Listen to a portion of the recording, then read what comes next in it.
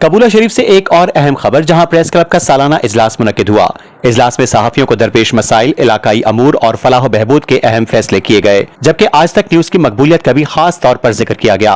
Report हाफिज मोहम्मद आजम और आप देख रहे हैं आज तक। प्रेस क्लब कबूला का सालाना इजलास सदर प्रेस क्लब सरदार फारूक डोगर की सदारत में मुनक्किद हुआ, जबकि जनरल सेक्रेटरी चौधरी मोहम्मद अकरम ने इजलास का एजेंडा पेश किया। इजलास में ओहदेदारान और मकामी सहाफियों ने बड़ी तादाद में शिरकत की। इस मौके पर इलाकाई और अवामी मसाइल, सहाफत के मौजूदा रुझानात और सहाफियों को दरपेश मुश्किलात पर तफसीली गुफ्तगू की गई। सालाना रिपोर्ट पेश की गई और नए मेंबरान की शमूलियत की मंजूरी भी दी गई। इजलास के शुरका के लिए सरपरस्त आला डॉक्टर जाहिद रशीद गुज्जर की जानिब से खुसूसी दावत ताम का एहतमाम किया गया, जिसे खूब सराहा गया।